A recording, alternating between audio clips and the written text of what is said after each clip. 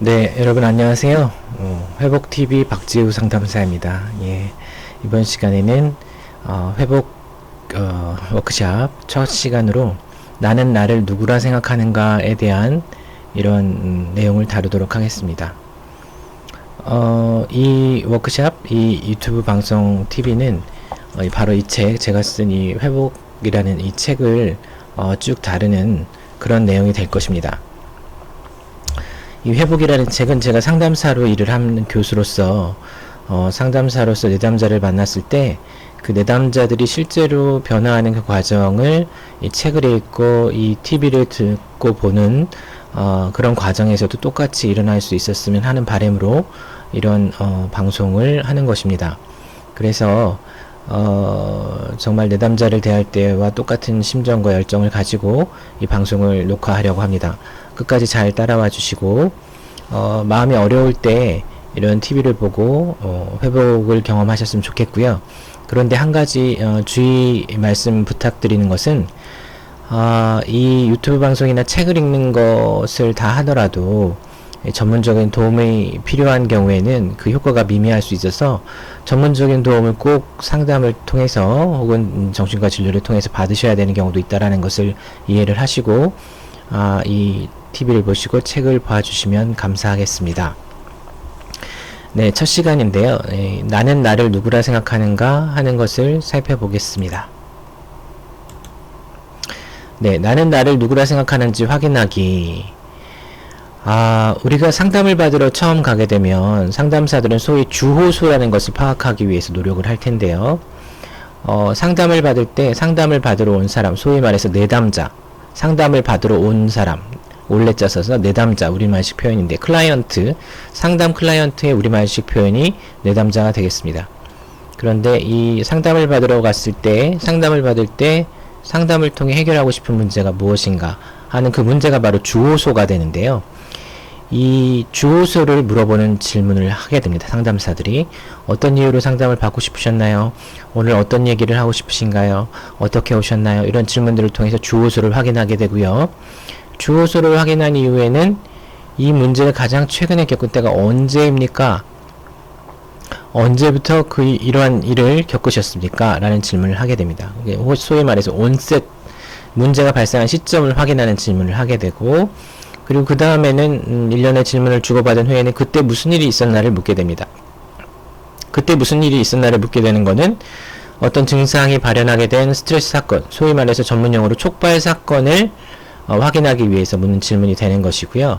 그래서 이 질문들을 한 다음에는 그 일을 겪으면서 어떤 생각을 하였나, 그 일을 겪으면서 나에 대해서, 미래에 대해서, 그리고 주변 사람이나 타인에 대해서 어떤 생각을 했나를 물으면서 상담을 진행하게 됩니다. 물론 상담에서는 감정이 중요하고 감정에 대한 상담사의 공감이 중요하겠지만 한 가지 인지행동 치료라는 이론에 입각해서 진행되는 이런 마음TV 방송, 회복 방송이기 때문에 인지라고 하는 결국에 생각을 말씀드리는 거거든요. 생각에 대한 전문 용어가 이제 인지가 되는 것인데요. 이 생각을 묻는 질문을 하고 그 생각을 어떻게 바꿔 나갈 수 있는지를 작업을 하는 것이 인지행동 치료의 전반적인 과정이 됩니다. 그래서 이런 질문들을 통해서 상담을 진행하게 되는데요. 스트레스 사건을 겪으면서 어떤 증상을 발현하게 되고 그 스트레스 사건으로 인한 생긴 주호소가 어떤 생각 때문에 생겼나 이것들을 파악해서 바꿔가는 것이 인지행동 치료가 되겠습니다. 자, 약간 머리를 식히는 의미에서 랄프 waldo 에머슨이라는 사람은 나에 대한 자신감을 잃으면 온 세상이 나의 적이 된다라는 말을 하였다고 합니다. 그래서 여러분 언제라도 스스로에 대한 믿음을 버리지 마시기 바랍니다. 어떤 어려운 상황이 닥쳤을 때나 혹은 그래서는 절대 안 되겠지만 죽고 싶은 마음이 든다고 할 때라도 절대 포기하지 않고 기회를 기다리고 회복될 가능성이 있다고 믿고 기다리면 기회는 다시 오게 돼 있습니다. 그러한 믿음을 가지고 나를 믿는 믿음을 잃지 말아야 하겠습니다.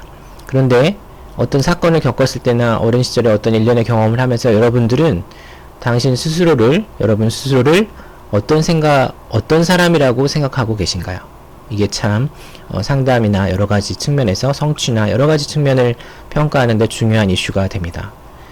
아론 티백이라는 인지행동 치료의 창시자는 우울증에 영향을 주는 세 가지 영역의 생각을 얘기했는데 그 중에 첫 번째 생각이 자신에 대한 생각입니다. 자신에 대한 생각이 왜곡될 때, 자신에 대한 생각이 비합리적이 될 때, 혹은 쉽게 말하면 좀 부정적이 될 때 우울해진다 라고 말을 할 수 있겠습니다.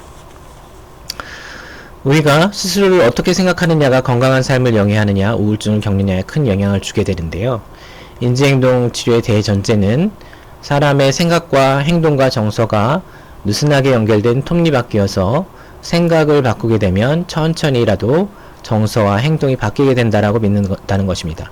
우리가 우울증이나 불안장애 하는 건 우울, 불안이라는 용어가 정서를 지칭하는 단어라는 것에서 알 수 있는 것처럼 정서와 관련된 문제 때문에 주로 내담자로 오게 되지만 그것을 바꾸는 데에는 생각을 바꾸어 주는 것이 효과적이다 이렇게 얘기를 하는 것입니다. 예를 들면 우울증 환자들은 자신이 무능하다고 믿는 경우가 많은데 자신이 무능하다는 생각을 바꾸어 주면 우울증에서 회복할 수 있는 힘을 얻게 되는 것이죠. 또한 불안장애 환자들은 위험한 상황에서의 자신의 대응 능력이 매우 부족하다고 믿는 경우가 많은데 위험한 상황에서의 대처 능력이나 위험한 상황이 발생할 확률에 대해서 다시 생각하게 해주면 불안장애를 이겨낼 수 있는 겁니다.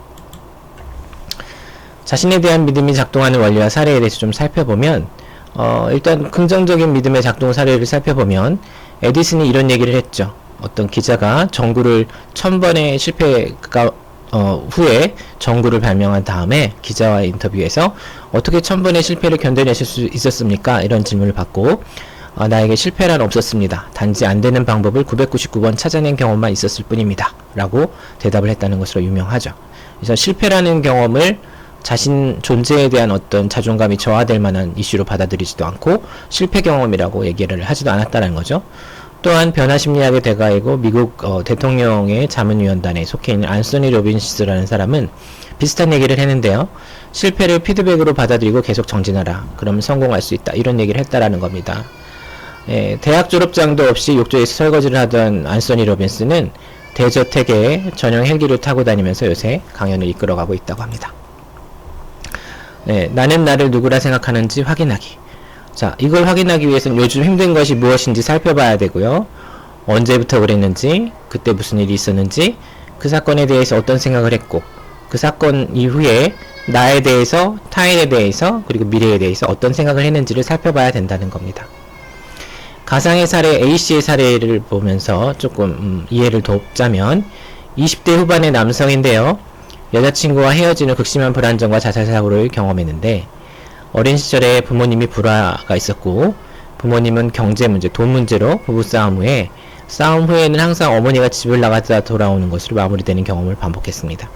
그래서 이런 경험을 하면서 어머니가 집을 나가는 것을 자꾸 보면서 나는 중요한 사람에게 버림받을 것이다. 돈 문제가 되게 중요한데 가난한 나는 사랑을 받을 수 있는 가치가 없는 사람이다. 이런 생각을 하면서 자라면서 이게 성인이 돼서 후에 여자친구와 헤어지는 극심한 불안정과 자살사고를 경험하는데 영향을 줬을 거다. 이런 얘기를 하는 거죠. 그래서 이러한 증상에 영향을 미친 거는 나는 중요한 사람에게 버림받을 것이다. 가난한 나는 무가치한 사람이다. 이런 생각들 때문일 거라고 얘기를 하는 겁니다. 그래서 나는 나를 누구라 생각하는지를 확인하기 위해서 가장 좋은 방법은 여러분 이 책을 쭉 읽어보시면 아시겠지만 나의 과거는 행복했는가? 그리고 그 이유는 어땠는가? 나의 아버지의 성격과 나에 대한 태도는 어땠는가? 나의 어머니의 성격과 나에 대한 태도는 어땠는가? 다른 양육자가 있었다면 그 사람의 성격과 나에 대한 태도는 어땠는가? 이런 것들을 쭉 적어보고 하시면 도움을 받을 수 있습니다. 이 책에 이것을 구체적으로 쓸 수 있는 워크시트가 있기 때문에 이 책의 책을 보시면서 워크시트 직접 써보시거나 아니면 이제 A4 용지 같은 데다가 노트 같은 데다 옮겨 적어보시면 도움이 될 겁니다. 그리고 나의 양육자는 나에 대해서 무엇이라고 말을 해주었는지, 나의 어린 시절 대인관계는 어떠했는지, 나의 성취에 대한 주변의 기준은 어떠했는지, 나는 나를 이런 맥락 속에 어떻게 생각했는지를 찾아내는 게 이 워크시트의 핵심이 되겠죠. 어린 시절에 일련의 경험을 하면서 내가 나를 어떻게 생각했었는지 이런 것들을 확인하는 게 매우 중요하다는 겁니다. 그리고 나를 묘사하는 형용사를 찾아본다면 어떤 나라고 말을 할 수 있겠는지 찾아보는 거죠. 그리고 이렇게 찾은 것이 이런 찾은 생각이 약간 부정적이라고 한다면 우리가 심리치료를 할 때는 부정적인 생각이다 이렇게 얘기를 하진 않지만 비합리적이라고는 하지만 좀 쉽게 말하기 위해서 이렇게 약간 부정적인 나에 대한 생각들이 있다고 한다면 그 믿음을 다음 워크시트에서 적어보시고 두 믿음을 믿는 정도를 0에서 100까지 중에서 적어보는 거죠.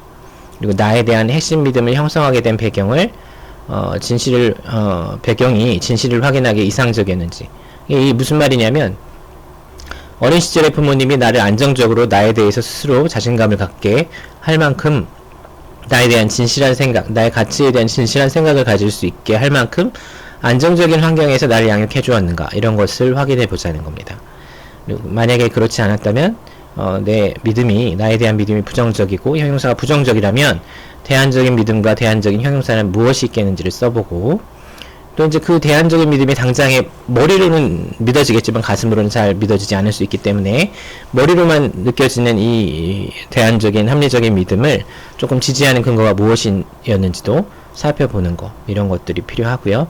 그리고 나에 대한 기존의 믿음에 인지 오류가 있는지, 이런 것들을 살펴보는 것도 중요하다는 겁니다. 그래서 또 너무 과잉 일반화해서 한 번의 실패 경험 때문에 내 인생 전체가 실패자다, 이렇게 하고 있지는 않은지, 내가 바보같이 느껴지니까 바보임에 틀림없다, 이런 식으로 감정적으로 추론을 하고 있지는 않은지, 내가 조금 실패 경험을 했으니까 내 인생은 결국에 큰 실패를 끝낼 거다, 이런 식으로 제왕화 사고를 하고 있지는 않은지, 이런 것들을 살펴볼 필요가 있다고 하는 거죠. 그렇게 해서 대안적인 믿음을 찾아졌으면 대안적인 믿음을 찾은 다음에 이런 작업들을 한 후에 나에 대한 기존의 믿음을 믿는 정도가 달라졌다면 퍼센테이지로 적어볼 수가 있습니다. 여러분, 지금까지 쭉 제 책의 첫 챕터 나에 대한 진실한 생각 확인하기, 이런 작업을 했는데요. 여러분은 여러분 스스로를 누구라고 생각하십니까? 여러분이 스스로 어떤 사람이라고 생각하시나요? 여러분에 대해서 과소평가하는 생각을 하고 계시다면 그 생각이 너무 가슴에 익숙하게 오랫동안 나를 지배했다 하더라도 그 생각에 절대 결코 지지 마시고 속지 마시기 바랍니다. 여러분은 천하보다 소중한 사람입니다. 여러분의 그런 가치는 여러분의 수행에 따라 결정이 되는 것이 아니고 여러분들은 천부적으로 그런 가치를 가진 사람입니다. 그것을 믿고 자존감을 고취하면서 나아갈 때 여러분이 원하는 그러한 성취도 있을 수 있을 것이고 여러분을 회복할 수 있는 기회들이 오시리라고 믿으면서 그 믿음을 확실히 가지기를 권유드리면서 이 첫 시간을 마치도록 하겠습니다. 여러분 힘내십시오. 다음 시간에 또 뵙겠습니다. 감사합니다.